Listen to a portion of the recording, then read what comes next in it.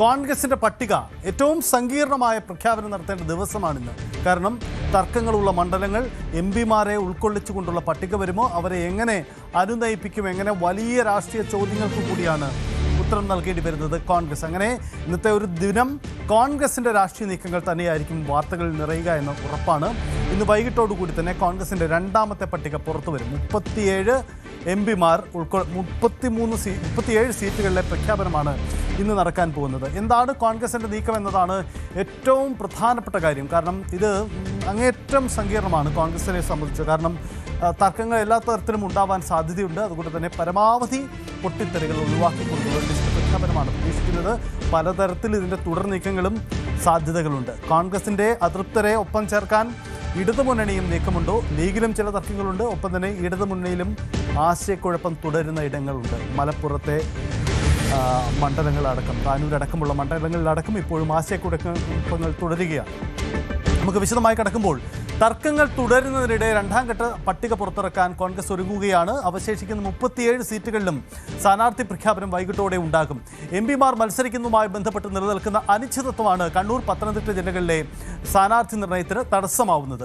എംപിമാർക്ക് ഇളവ് നൽകരുതെന്ന നിലപാടിൽ പ്രതിപക്ഷ നേതാവ് ഇപ്പോഴും ഉറച്ചു നിൽക്കുകയാണ്. അതേസമയം അനിശ്ചിതത്വം തുടർന്നാൽ ജയസാധ്യതകൾക്ക് അത് വെല്ലുവിളിയാകുമെന്ന നിലപാടിൽ രമേശ് ചെന്നിത്തലയുമുണ്ട്. കടുത്ത നിലപാടിൽ തുടരുന്ന കെ സുധാകരൻ ഇന്ന് മാധ്യമങ്ങളെ കാണാനും സാധ്യതയുണ്ട്. ഇതാണ് കോൺഗ്രസിന്റെ തെരഞ്ഞെടുപ്പ് ചിത്രം. എന്താണ് ഇതിന്റെ രാഷ്ട്രീയം? എന്താണ് ഈ ചർച്ചകൾ, ഡൽഹി ചർച്ചകളുടെ പുരോഗതി? വിശദമായി പരിശോധിക്കാം. ഡാൻ കുര്യൻ ചേരുന്നു. Dan, good morning. ഡാൻ, ഈ വിഷയത്തിൽ കോൺഗ്രസിന്റെ രണ്ടാം വട്ട പട്ടിക പുറത്തിറക്കുമ്പോൾ പരിഹരിക്കേണ്ടതായ വിഷയങ്ങളുണ്ട്. ഒന്ന്, എംപിമാർക്ക് സീറ്റ് നൽകുമോ എന്ന കാര്യത്തിൽ വ്യക്തത ഉണ്ടാവണം. ഒപ്പം തന്നെ സാമുദായികവും അല്ലാത്തതുമായ പരിഗണനകൾ നൽകേണ്ടതുമായ നിരവധി മറ്റു വിഷയങ്ങളുമുണ്ട്. അപ്പോൾ ഈ വിഷയങ്ങളിലേക്ക് എന്താണ് കോൺഗ്രസ് കണ്ടുവച്ചിരിക്കുന്ന സമവാക്യം? ഒടുവിൽ ഡൽഹിയിൽ നിന്ന് ലഭിക്കുന്ന സൂചന എന്താണ്?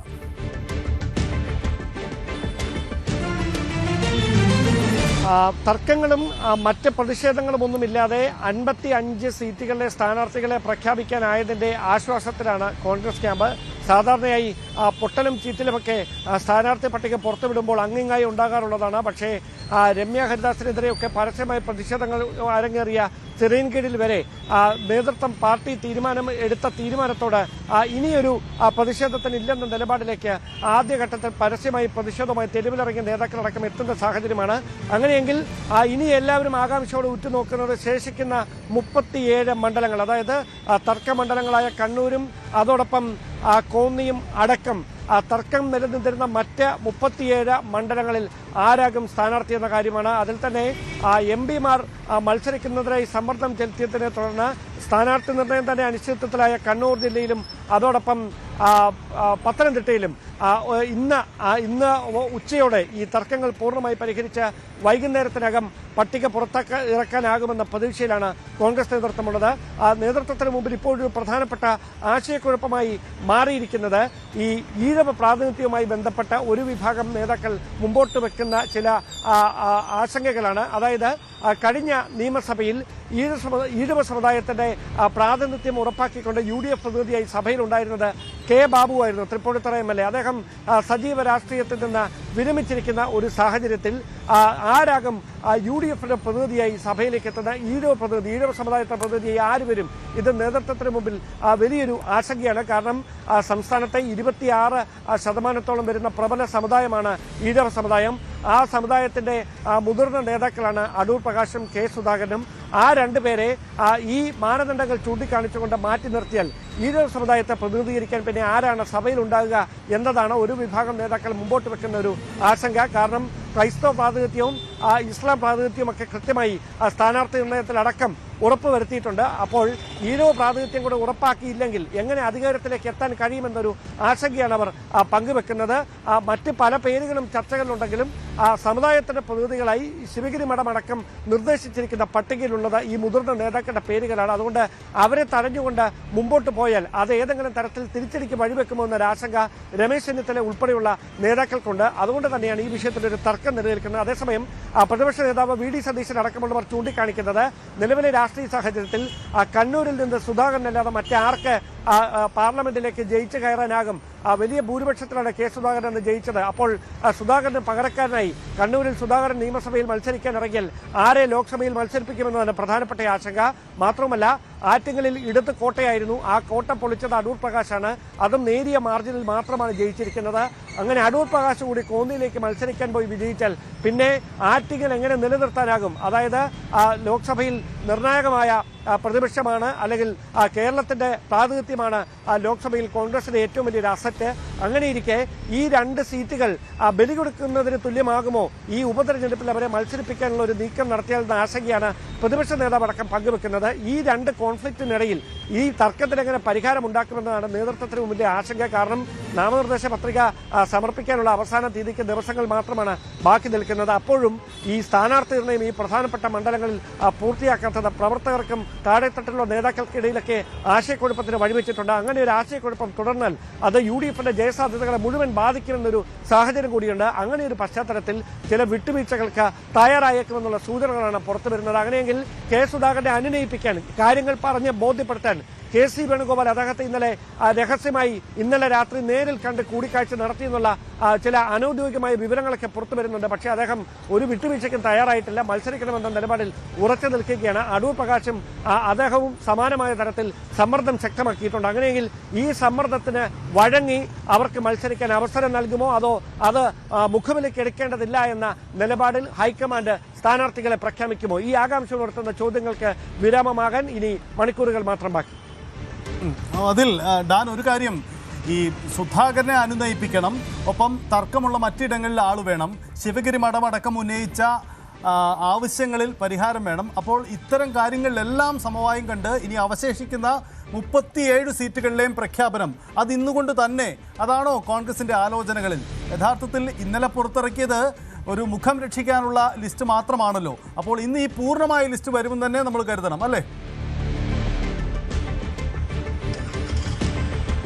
അതായത് 85 പേരുടെ പട്ടിക പ്രഖ്യാപിക്കാനായിരുന്നു ആദ്യം തീരുമാനിച്ചത്. അതുകൊണ്ടാണ് ഇത്രയധികം വൈകുന്ന ഒരു സാഹചര്യം, പട്ടിക പുറത്തിറക്കാൻ വൈകുന്ന സാഹചര്യം ഉണ്ടായത്. പക്ഷേ ഈ തർക്കങ്ങളും ആശയക്കുഴപ്പങ്ങളും തുടരുകയും ഒന്നിലധികം പേരുകൾ തർക്കം നിലനിൽക്കുന്ന മണ്ഡലങ്ങളിലേക്ക് അവസാന ഘട്ടത്തിലും ഇടം പിടിക്കുകയും ചെയ്തൊരു പശ്ചാത്തലത്തിലാണ് 55 പേരുടെ ഒരു സുരക്ഷിത പട്ടിക, സേഫായിട്ടുള്ള പട്ടിക ആദ്യം പുറത്തിറക്കിയത്. ശേഷിക്കുന്ന 37 പേരുടെ പട്ടിക രണ്ടാമത് CEC യോഗം ചേർന്നതിന് ശേഷം മതി എന്ന നിലപാടിലേക്ക് നേതൃത്വം എത്തുകയായിരുന്നു. ആ CEC യോഗമാണ് രാവിലെ 11:30 AICC ആസ്ഥാനത്ത് വെച്ച് ചേരുക. അതിനുശേഷമായിരിക്കും ഈ പട്ടികയ്ക്ക് അംഗീകാരം നൽകുകയെന്നാണ് വിവരം. അതേസമയം കെ സുധാകരൻ ഡൽഹിയിൽ മാധ്യമങ്ങളെ കാണുമെന്നൊരു സൂചനകളൊക്കെ പരക്കുന്നുണ്ടായിരുന്നു. അങ്ങനെ നേതൃത്വത്തെ വെട്ടിലാക്കുന്ന ഏതെങ്കിലും പ്രതികരണങ്ങൾ സുധാകരൻ ഈ CEC മീറ്റിംഗ് കൂടുന്നതിന് മുമ്പ് മാധ്യമങ്ങളെ കണ്ട് നടത്തിയാൽ അത് കോൺഗ്രസിന് വലിയൊരു പ്രതിസന്ധി സൃഷ്ടിക്കും. അതുകൊണ്ട് അതുകൂടി കണക്കിലെടുത്തുകൊണ്ടാണ് അദ്ദേഹത്തെ അനുനയിപ്പിക്കാനുള്ള നീക്കം മുതിർന്ന നേതാക്കൾ ഇടപെട്ട് നടത്തുന്നത്. രമേശ് ചെന്നിത്തല അദ്ദേഹത്തെ ഇന്നലെ വസതിയിലെത്തി കണ്ട് കൂടിക്കാഴ്ച നടത്തിയിരുന്നു. അങ്ങനെ പ്രധാനപ്പെട്ട നേതാക്കളൊക്കെ അദ്ദേഹത്തെ ഈ ഗൗരവം പറഞ്ഞ് ബോധ്യപ്പെടുത്താൻ ശ്രമിക്കുന്നുണ്ട്. അതിന് അദ്ദേഹം വഴങ്ങുമോ ഇല്ലയോ എന്നതാണ് ഇനി അറിയാനുള്ളത്. എന്തായാലും ഈ ശിവഗിരി മഠം മുമ്പോട്ട് വെച്ചിരിക്കുന്ന ചില ആശങ്കകൾ, അല്ലെങ്കിൽ ഈ ഈഴവ പ്രാതിനിധ്യം ഉറപ്പാക്കണമെന്ന് പറഞ്ഞ UDF നേതൃത്വത്തിന് മുമ്പിൽ രാഹുൽ ഗാന്ധി ഉൾപ്പെടെയുള്ള ദേശീയ നേതാക്കൾക്ക് മുമ്പിൽ വെച്ചിരിക്കുന്ന ചില ഉപാധികളുണ്ട്. അതുകൊണ്ട് തന്നെ അത് നേതൃത്വത്തിന് മുമ്പിൽ ഒരു വലിയ വെല്ലുവിളിയാണ്.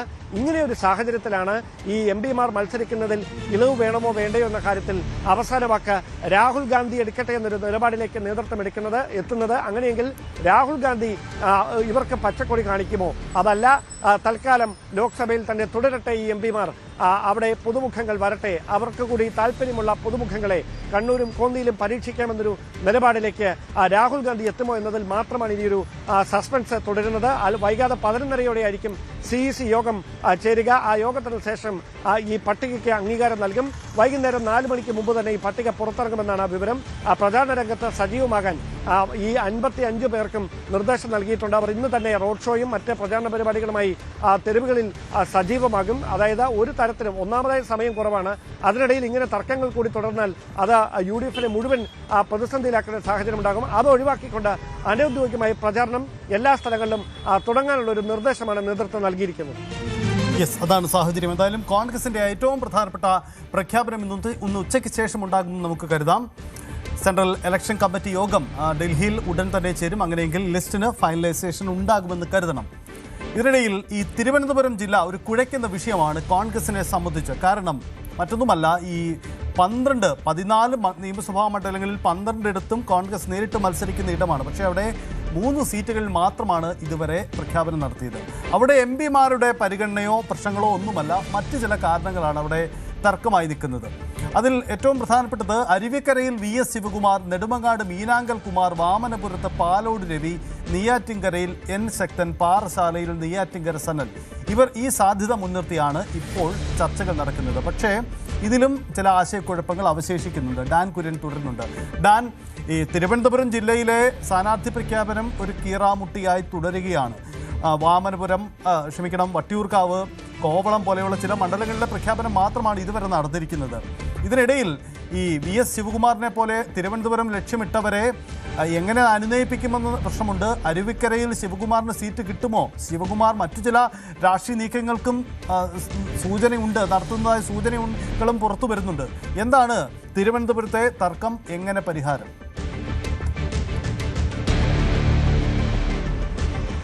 തിരുവനന്തപുരം സെൻട്രലിൽ 7000 വോട്ടിന് മാത്രം പരാജയപ്പെട്ട തനിക്ക് UDF തരംഗം നിലനിൽക്കുന്ന ഈ സാഹചര്യത്തിൽ സീറ്റ് നൽകണം എന്ന ആവശ്യത്തിൽ ഉറച്ചു നിൽക്കുകയായിരുന്നു VS ശിവകുമാർ. പക്ഷേ നേതൃത്വം CMPക്ക് മറ്റൊരു സുരക്ഷിതമായ സ്ഥലം നൽകാനില്ലാത്തതിനാൽ തിരുവനന്തപുരത്ത് CP ജോൺ മത്സരിക്കട്ടെ എന്നൊരു നിലപാടിലേക്ക് എത്തുകയായിരുന്നു UDF നേതൃത്വം. അങ്ങനെയാണ് എങ്കിൽ തനിക്ക് അരുവിക്കര നൽകണമെന്ന ആവശ്യം VS ശിവകുമാർ നേതൃത്വത്തിന് മുമ്പിൽ വെച്ചത്. ആ ആവശ്യത്തിന് നേതൃത്വം ഒരുവിൽ വഴങ്ങുകയാണ് എന്ന് വേണം മനസ്സിലാക്കാൻ. അങ്ങനെയെങ്കിൽ അരുവിക്കരയിൽ ശബരിനാഥനോ ശിവകുമാറോ എന്ന ചോദ്യത്തിന് ഏറെക്കുറെ ഉത്തരമായിരിക്കുന്നു. VS ശിവകുമാറിനെ അരുവിക്കരയിൽ പരിഗണിച്ചേക്കും എന്ന് തന്നെയാണ് നമുക്ക് ലഭിക്കുന്ന സൂചനകൾ. പകരം നെടുമങ്ങാട് അടൂർ പ്രകാശിന്റെ കൂടി സമ്മർദ്ദം ശക്തമായ പശ്ചാത്തലത്തിൽ മീനാങ്കൽ കുമാറിന് സ്ഥാനാർത്ഥിത്വം നൽകാനുള്ള സാധ്യതയാണ് നിലനിൽക്കുന്നത്. നെയ്യാറ്റിൻകരയിൽ തിരുവനന്തപുരം DCC അധ്യക്ഷൻ കൂടിയായ N ശക്തൻ, അതോടൊപ്പം പാറശാലയിൽ KC വേണുഗോപാലിന്റെ വിശ്വസ്തനായ മുൻ തിരുവനന്തപുരം DCC അധ്യക്ഷൻ നെയ്യാറ്റിൻകര സനൽ, ഇവരൊക്കെ ഏറെക്കുറെ ഉറപ്പിച്ചിരിക്കുന്നവരുടെ പേരുകൾ. വാമനപുരത്ത് മുൻ തിരുവനന്തപുരം DCC അധ്യക്ഷനായ പാലോട് രവി സ്ഥാനാർത്ഥിയാക്കുമെന്ന് ഏറെക്കുറെ ഉറപ്പായി കഴിഞ്ഞിരിക്കുന്നു. ഏറ്റവും സസ്പെൻസ് നിലനിന്നിരുന്നത് നേമത്ത് ആരാകും UDFന് വേണ്ടി കളത്തിലിറങ്ങിയെന്ന കാര്യമായിരുന്നു. അവിടെ ആദ്യഘട്ടം മുതൽ പറഞ്ഞു കേൾക്കുന്ന KS ശബരിനാഥന്റെ പേര് വീണ്ടും സജീവമായി ചർച്ചകളിൽ നിറഞ്ഞിരിക്കുകയാണ്. പക്ഷേ ശബരിനാഥൻ ആദ്യം അനുകൂലമായൊരു നിലപാടായിരുന്നില്ല ഇതിനോട് സ്വീകരിച്ചിരുന്നത്. പക്ഷേ മുതിർന്ന നേതാക്കൾ ഈ ഗൗരവം മനസ്സിലാക്കിക്കൊണ്ട്, അതായത് BJP സംസ്ഥാന അധ്യക്ഷനും മന്ത്രി V ശിവൻകുട്ടിയും ഏറ്റുമുട്ടുന്ന നേമത്തെ കോൺഗ്രസിന് ഒരിക്കലും ദുർബലനായ ഒരു സ്ഥാനാർത്ഥിയെ നിർത്താനാവില്ല.